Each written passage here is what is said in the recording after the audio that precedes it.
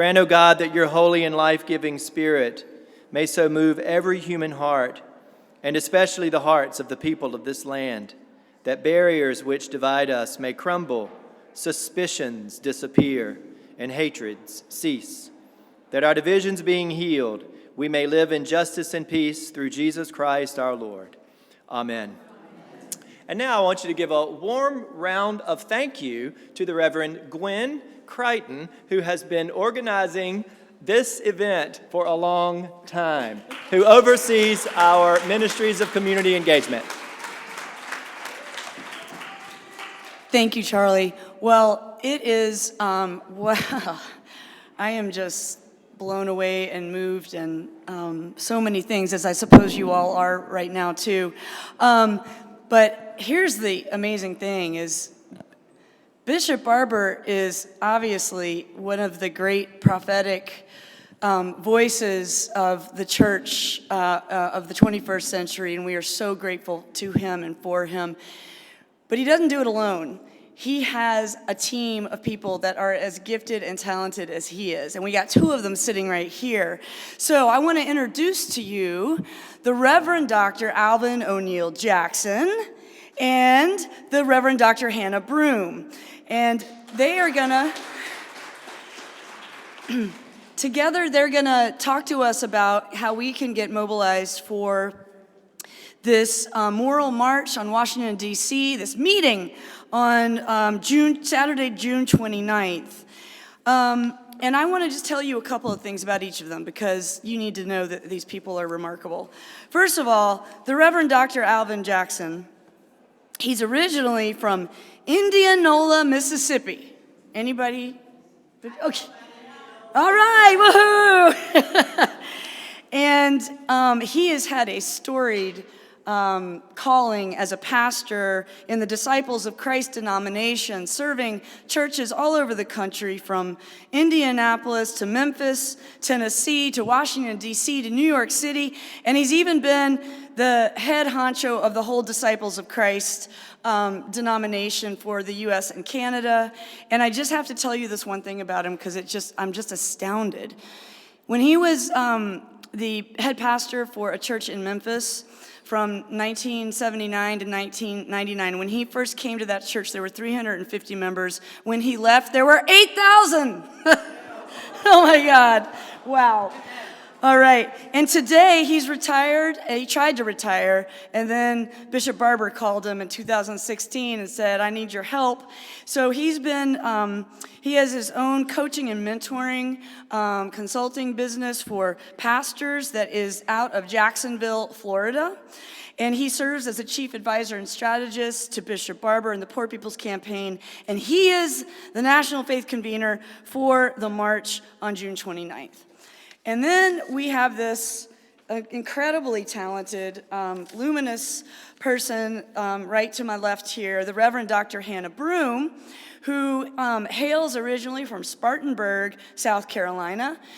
And today she makes her home in Fayetteville, North Carolina. Dr. Broom is a major leader in the Southeast with the AME Zion Church, where she has held all kinds of leadership positions in South Carolina, North Carolina, and the South Atlantic Conference. She today is serving so many roles, I couldn't even name them, but the two major ones are she is the National Director of Religious Affairs for Repairers of the Breach, Bishop Barber's other nonprofit based out of North Carolina, and she is president of the North Carolina Council of Churches. And we are just so humbled and so pleased to welcome you all, which is just like gratuitous grace on top of grace on top of grace today, to be with us, to help us prepare for the Moral March on June 29th in D.C. And before, because I know I'll forget, I want to make sure each of you, so part of the work that we've done here to look at our racial history has led to some real fruits of the Spirit. And one of them is a book that was published by University of Virginia Press a year ago, written by parishioner Chris Graham, who is out walking the Camino de Santiago right now, or he'd be here. It's called Faith, Race, and the Lost Cause, Confessions of a Southern Church, which is about our racial history and how we're trying to live into God's call to be now repairers of the breach and instruments, like Dr. Barber said, about racial justice and healing. And also the Stations of St. Paul's, which was commissioned and includes art and prayers and liturgy about our history. So I wanted to make sure you had your own copies to take with you, and to please give a copy to Bishop Barber with our deepest gratitude and thanks. Thank you. Thank you. Thank you, Reverend Gwen. And let's give the Reverend Gwen Crichton another hand. She is absolutely wonderful. You know, I want to tell you something. A few months ago, we were organizing state assemblies across the country, leading to June 29th. And Bishop Barber said, you know, we really don't have an active state coordinating team in Virginia. And we really need to organize Virginia. We need to get Virginia organized. And so I just got on the computer and started looking for churches in Richmond.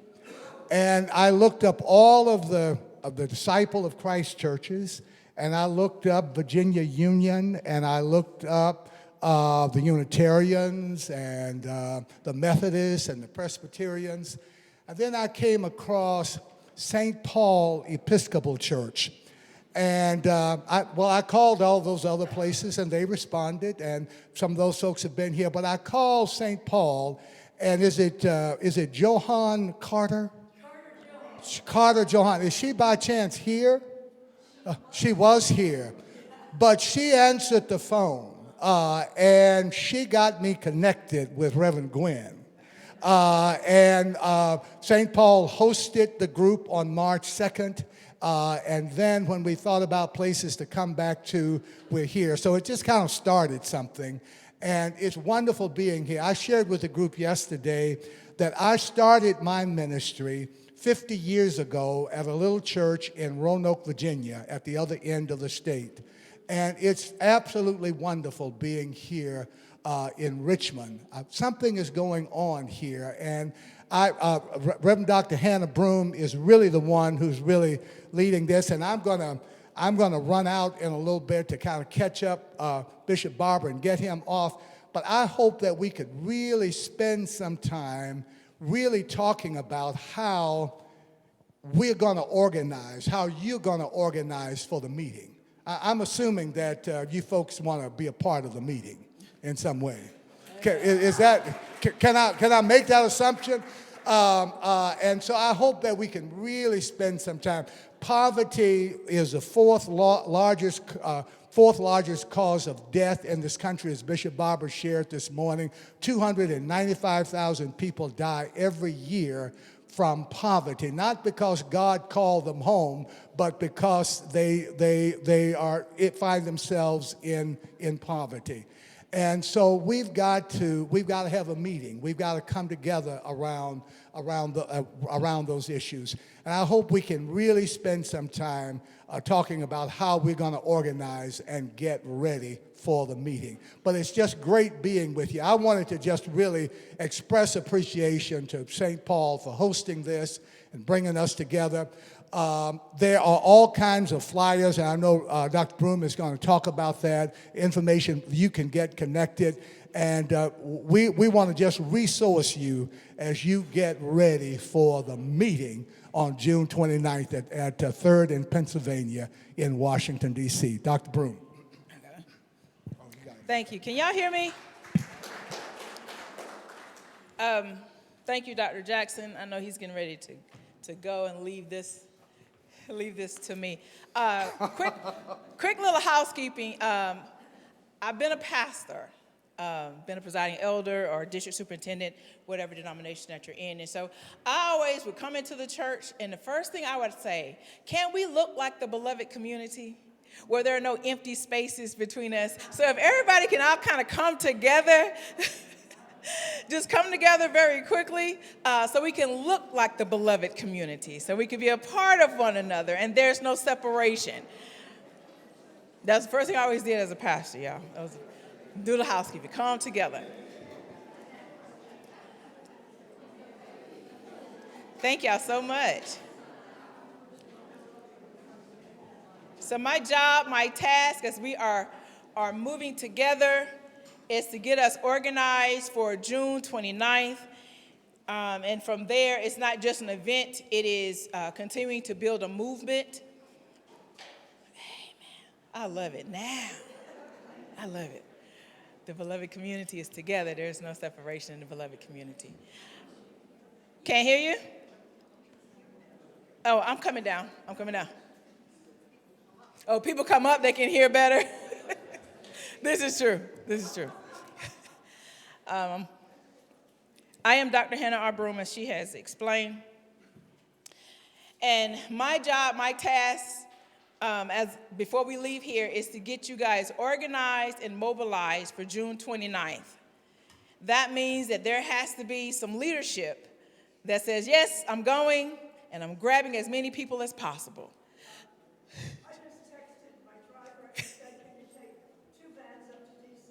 Oh,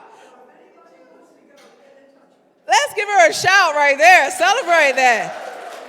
Awesome. I'm going to get your name at the end, so we'll make sure we have you listed. Who knows about the Poor People's Campaign? What can you tell me about the Poor People's Campaign?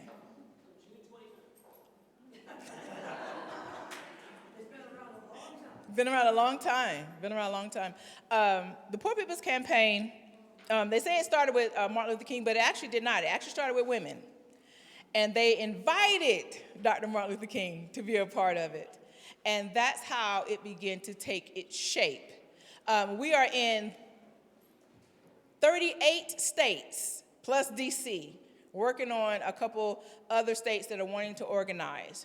And so if Virginia joins, that's 39.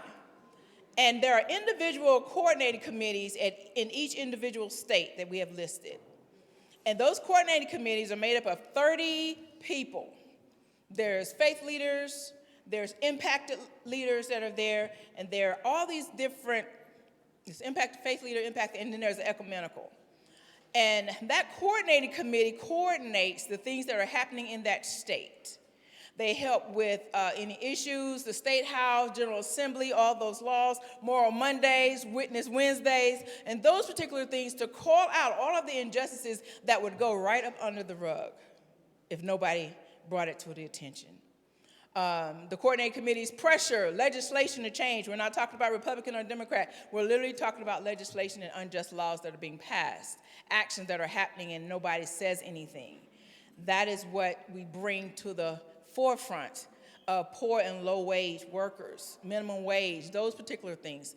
We have a 17-point agenda for June 29th.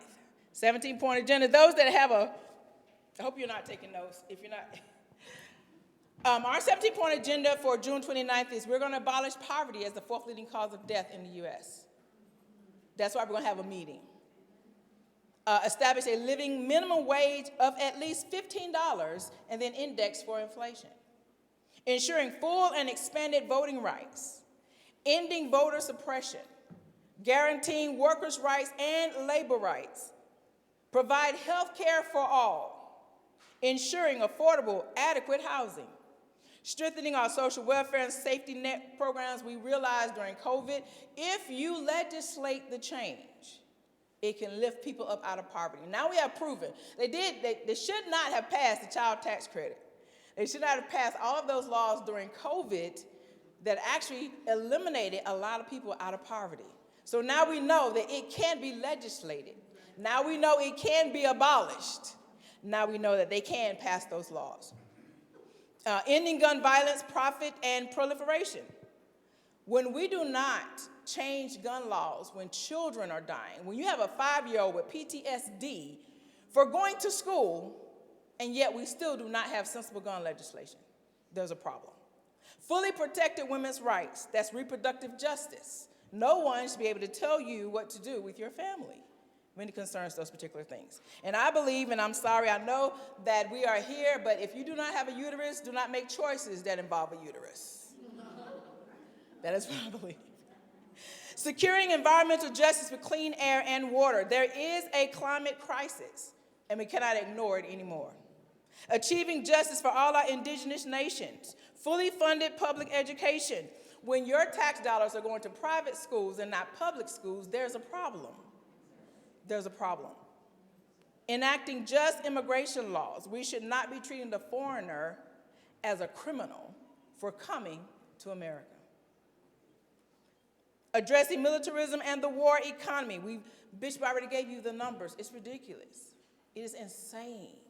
It is grotesque, the amount of money that goes towards military. And we're not talking about salaries. We're not talking about protecting our country under the blanket of safety, because I have nieces and nephews and I have brothers and sisters that have served this amazing country. We're talking about the wastefulness that involves that. So, advocating for peace, including an immediate ceasefire of Gaza for humanitarian relief and the end of genocide worldwide. We're talking about the Congo. We're talking about Sudan. We're talking about all these things. We're talking about Chicago. We're talking about Detroit. We're talking about all of those things that nobody wants to talk about. And combating hate, division, and the extremist political agenda. Christian nationalism is a real threat, not only to our democracy, but to our Christianity and to our faith. So that's our 17-point agenda for June 29th. It is on the Poor People's Campaign website, also the repairs of the breach. Now, so far, I know I talk and get excited. I'm gonna get down here for a minute. I'm gonna fall. Hold it up. So you know the 17-point agenda. We know we need moral leaders. This is not a political vote. This is a movement vote. How are we in Richmond, how are we in Virginia going to organize with the two vans already to get to June 29th? Who is going to stand up and say, we're going? And how many of us are going? That's the 17-point agenda. Any questions so far? No questions? Yes? What are we going to do when we get there? So when you get there, all right, so we're meeting at Pennsylvania Avenue. From there, we're going to be doing the march to the State House, Lawrence. The Capitol, thank you. And from there will be speakers, impacted speakers, there'll be moral leaders. We're trying to work on a faith leaders meeting as well. And from there, everything's going to be addressed worldwide. So you're going to have impacted speakers that talk about how poverty just destroyed their families. How their son, Leslie Boyd, her son died for lack of health care. How people are living in substandard housing because they cannot afford rent. How making $7 an hour, a parent has to work 2 and 3 jobs, have no time for their children. You'll hear all those stories. And we want you to be a part of it. We want your voices. Yes? Will there be an assembly at Epiphany Episcopal Church in D.C. this year? No, we will not be doing a service at Epiphany. There are several other churches that are connected that want to meet, and then they're going to carry their banners. So if you want to connect with one of those particular churches, from there they're going to march to the State House, to the Capitol. So yes, there are going to be several, but we're not doing a service like we did the year before last. No. Yes. What are some of the outcomes that you guys are hoping for after this rally? That will show the elected officials that this is just a small group that's going to be there. It's not going to be the tens of, we're hoping the tens of thousands, but it's letting them know this is right before they begin their session. That's why he picked that date. That's why we're all going to be coming. And then from there, it's going to be the continued movement of Get Out the Vote and organizing for November. Voting for who?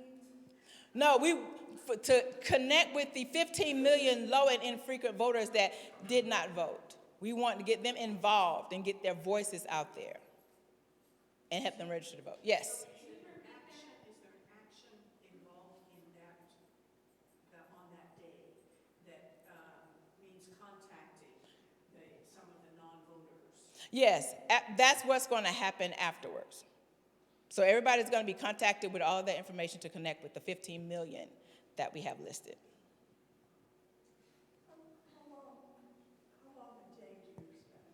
From 10 to probably about 2. 10 o'clock to 2 o'clock. 10 to 2, yes. Yeah, wait a minute.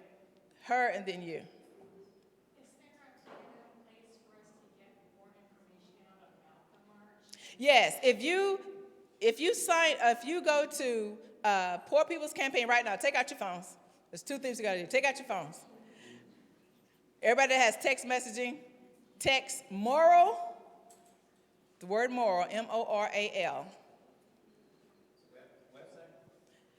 Not yet. I'm gonna give you this first one first. Those that have text messaging, those that can text message, text moral, the word moral, to 38542.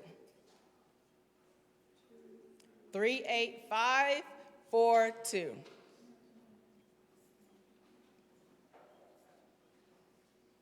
Yes. How many people do you expect to have, realistically expect to have signed up for? Probably more than 20,000.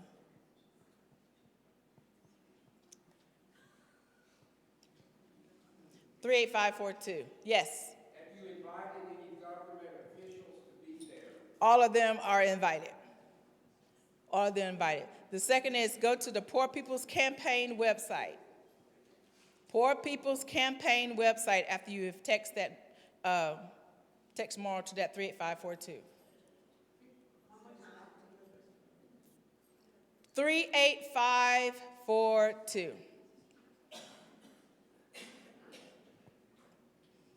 Some are saying, well, why are we coming together? Has there been any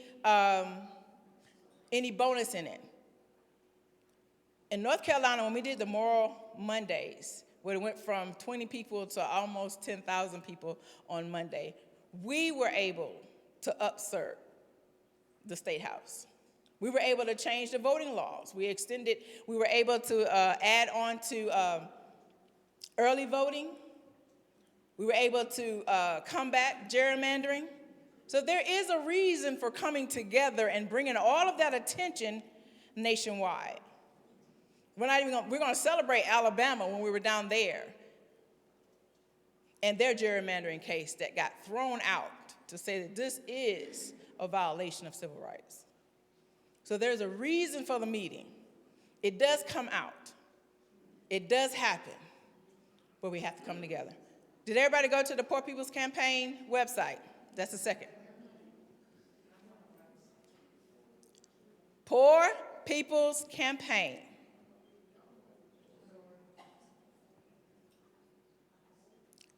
.org, I'm sorry. Yes, .org. Usually I'm so easy with Google and it pops on. Questions as everybody's looking. Once you get onto the website, did everybody get on the website? Nope. Oh, yep. Once you get on the website, get on the website. There you are.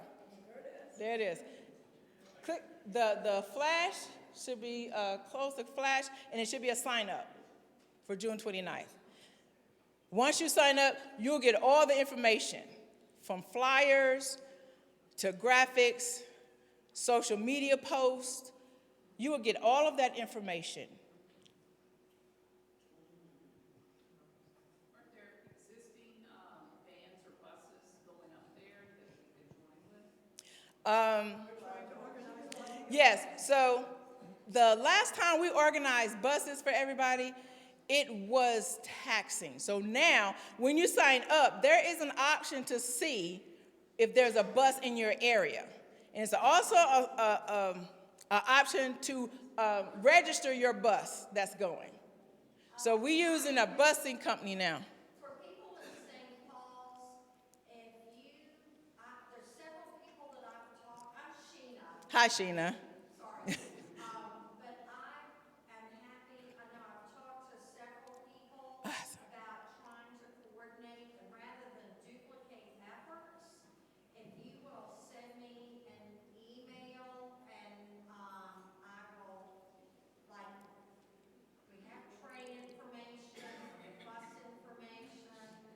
Yes. People who are willing to carpool, if you will email me, SheenaM510@gmail.com.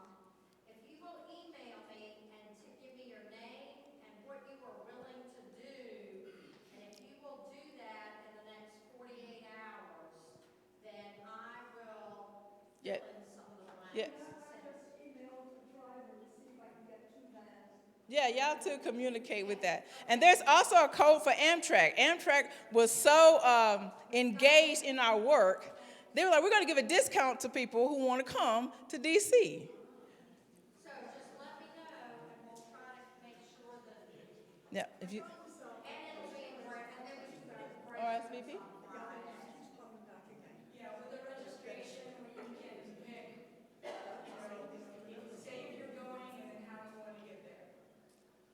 Oh, it's the flash. Go, continue.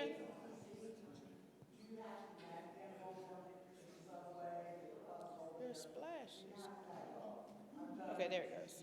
We had to move the splash up. So that's how you sign up.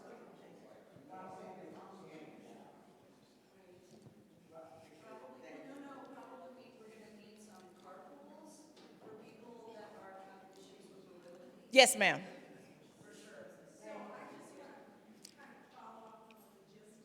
Yes. So I understand if we sign up on this, it goes to a central. Yes, our field team will get it, and then from the field team, you will get all the information from there. Okay, but if we want internally to organize, Yes, then that's something we can do yes, internally and doesn't have anything to do with this other than registration. yes, that signs you up.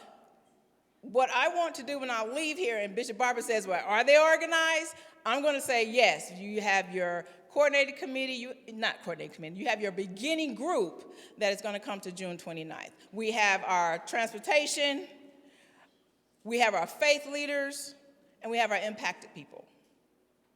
That is what we're, yes, ma'am.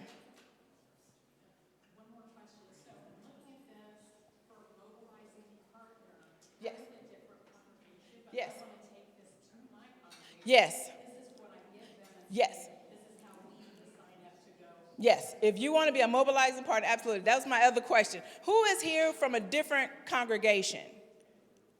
1, 2, 3, 4, 5.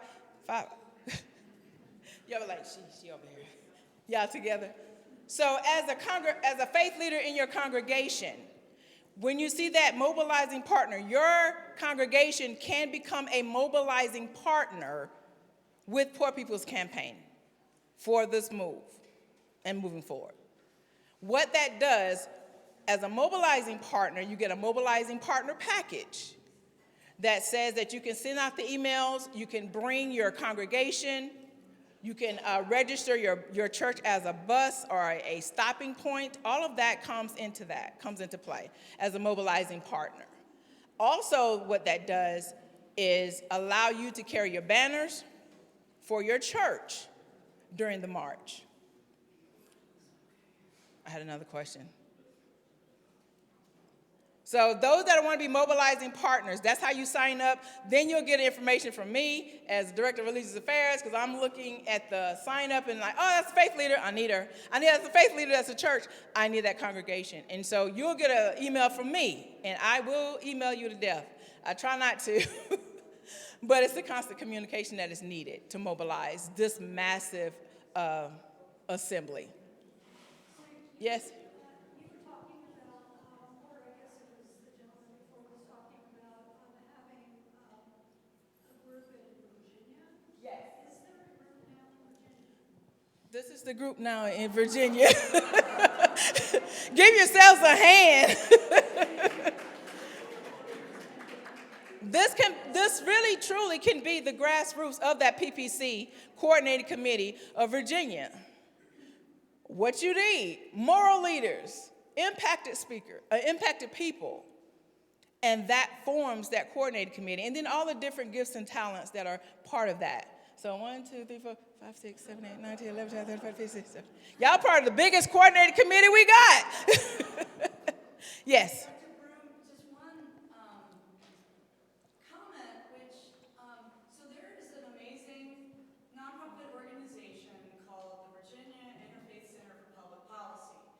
that does a lot of the mobilization of the faith communities in Virginia for issues of justice with our General Assembly. And I would love, as we continue to grow this relationship with the Poor People's Campaign, kind of here in Richmond next to the state capitol. They could be partners. That yeah, they're the people that have been on the ground for the last 25 years. Yes. Try to get y'all connected with them. Yep. So I just want to introduce that idea. We even have a meeting Yes. with them in a week.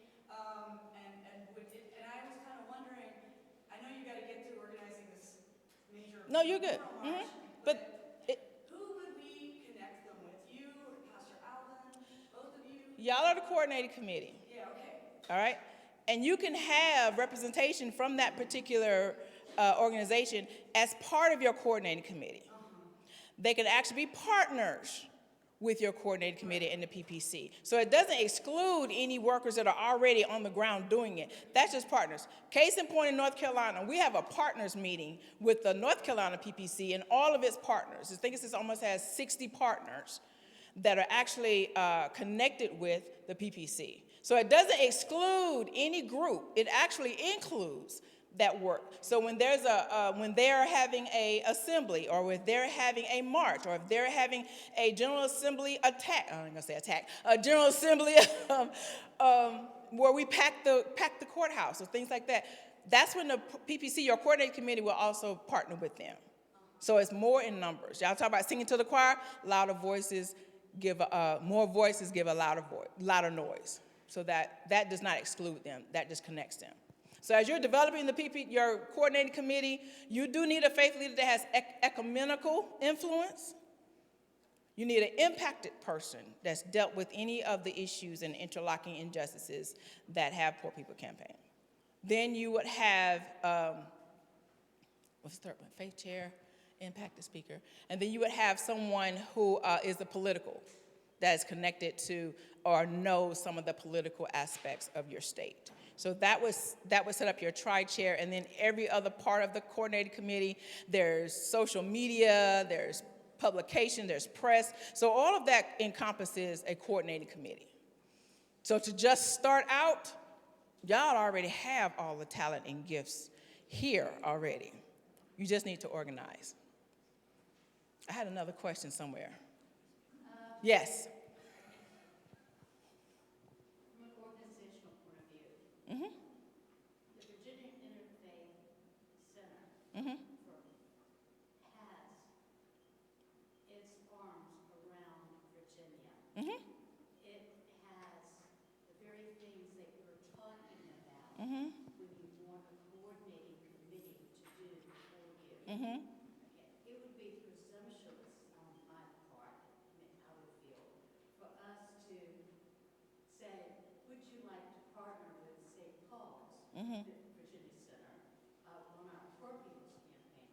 I think the larger issue here is how can we connect the Poor People's Campaign with this other mega organization that has the data you need and all of the channels that you need, so that these two efforts can build off of each other's strength.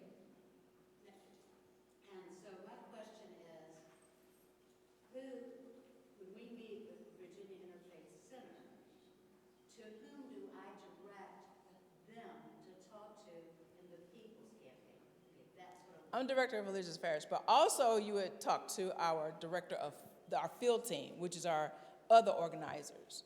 So I do the faith communities, and they do the other people, the ground people. Okay, and so as a church Yes. that is a participant with the Virginia Interfaith Center and wants to be the participant of the People's Campaign, we could coordinate both of those efforts through one relationship. Yes. Okay, do I have your card? No. I have all her information. Yes. My phone number, I'm gonna give my contact information, and then you email everybody out. My phone number is area code 864-525-4679. 864-525-4679. My email is H like Hannah, broom like you sweep with an E, at breachrepairs.org. I'm usually organizing faith leaders. I'm usually not the one that does the startup on the coordinating committees. So faith leaders, I got you. Y'all want to get organized? I got you. So to have the whole coordinating committee, you would have one of those trainings. We bring everybody in through a training so you can understand moral fusion, the 14 points of moral fusion, the interlocking injustices. So this is the launching pad is your June 29th to having a partnership, a connection, a relationship with your other interfaith alliance. Yes? You mentioned banners. Do you have a permit to bring it out? No, you do not have to have a permit to bring a banner to the march. You do not have to. There's placards that we'll be having and giving out. Yes, ma'am? Does the march have a permit? Oh, all that's done. Yeah. That's out my lane. Bishop Barbara tells us stay in our lane. But all that's been taken care of. That's actually taken care of last year. So, yeah, no issues or concerns with that. Do you have an estimate on the number of people that will be there? Right now, we're estimating 20,000 plus. That's what we're estimating. We know it might be more. Yes?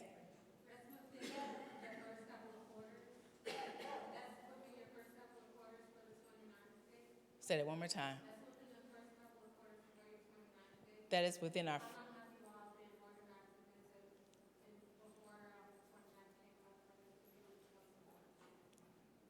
Say that. I'm sorry. Say that one more time. No, you're good. I'm just.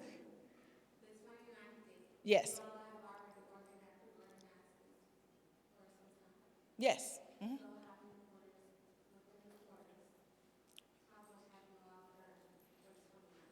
Which in the, how much we have done? Meaning organizing, calling people, getting commitments. We've been doing that for the last almost 9 months. This date came out last year. So this date came out last year. So we've been organizing since then and mobilizing. We had March the 2nd was the State House Assemblies nationwide. We had actually ended up having 43. Praise God for Virginia, because that was the one state that we were missing, but we knew we needed. So I'm so glad that you were able to do that. So we had the March 2nd State Assemblies. We've had the National Press Conference on April the 29th.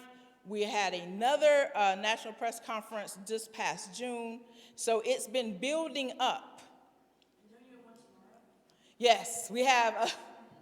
Thank you. We have a clergy-led press conference tomorrow at 10 a.m. in D.C. and then having a prayer service at 7 p.m. tomorrow in D.C. So we've had things to build up to June 29th. Bad Faith, the preview that you had, we started that a few months ago once we got the clearance from the producers as a poker, you can say, to have a prop poker to get people to think that really realize that this is serious. This is not something that you just, we're going to go back and be all good and be all fine. There's a serious threat to our democracy. Serious threat to our democracy. And the church can't stay silent. We can't sit here and say somebody else is going to do it or that's somebody else's situation. No, it is our situation. The reason we're here is because somebody said somebody else needs to do it, and somebody else didn't do it. It's our responsibility. I take it personal when somebody says, no, that doesn't concern me. It does concern you. What concerns you indirectly will concern me directly. What you think concerns me indirectly will concern you directly. We are interconnected. That is an awesome and amazing burden that we have in humanity, that we are all connected. No one is their own island. And so as moral leaders, whether you are clergy or lay, it is our responsibility to sound the shofar that this means war. My family's life is at stake. My children's life is at stake. My children's life is at stake. And I can't wait until we have a small meeting and nobody does anything. I can't wait for us to pray at the altar. And I'm a fan of praying, but I'm like, Jesus, after you pray, what you're going to do? Yes. Now, are we targeting any particular issue? 17 points I just read out.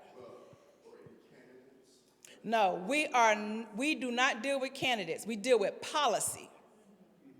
So we're not Democrat or Republican. It's policy, it's legislation, it's laws. That's what we deal with. It just so happens to be some slant to the left and some slant to the right. Because it was 2 Democrats that prevented lifting the minimum wage. 2 that sided with the other side to prevent minimum wage being raised to just basically 15. So it's not left or right. It's not red or blue. It is policy. I'm saying, but it would seem like if we targeted candidates, Then we become partisan. We are nonpartisan. So we deal with the issues. We deal with the legislation. Yes. Yes. As part of your direct action follow-up, Is it time up? going to ask Just about. Okay, wrap it up. Okay. all the faith groups Yes. or have you crafted a uniform letter for the faith groups to send to their elected representatives in Congress? Not for this one. We have. And we also have templates for people to use as well for that. And they're on the website. Yes. We're heading into the November election. Exactly. So that's the reason why we did June 29th. That's why we did June 29th. Yes. Is there some reason why Virginia is late getting in the game that we should know about? That I don't know. I can't answer that. All I know is you in the game now. You off the bench. You are first string, second string, and third string, those who have played sports. The bench is cleared. The bench is cleared. Yeah, absolutely, absolutely. And we have, I think, almost 30 anchor partners of every faith community. Every faith community has said, we're part of you. From the Catholics, Quakers, Muslim, Islamic. That's amazing. Jewish brothers and sisters. All of our faith communities have said, we are part of this. Because all sacred texts has one commonality. I've read them, and I keep reading them. Justice, love, mercy, compassion. I thought it was amazing. When I began to read and understand each different faith community so I could have conversation. It weaves itself through every Buddhist, Hindu, all of it, the sacred texts. The one commonality I found so far is justice, love, and compassion. And I thought that was amazing. That all these different beliefs, all these different spaces, those were the 3 interlocking commonalities across. Got one more question, and then I'm going to close out. We can talk about faith all day long. So yes. Oh, yes. I gotta get ready to go. Thank y'all. Yes. Thank y'all so much. Is it okay just to show up, or do we? Yes. Show up. Show up. Let me know if you're a faith leader, because I definitely want to connect with faith leaders. So yes, you can show up. We want you to RSVP so we can kind of get that number, so we can get that estimate of who we think is going to be there. But yes, please show up. And if you see me, pull me and say, hey, you remember me in Virginia? Please do so. Thank you so much. I hope I answered your questions. If I didn't answer your questions and you have a question, please email me or text me. It's easier to text me than call me, because sometimes I'm in between planes. But if you text me or email me a question, I will definitely try to answer it, get with the field team organizers just in case I told y'all something wrong. So thank y'all so much.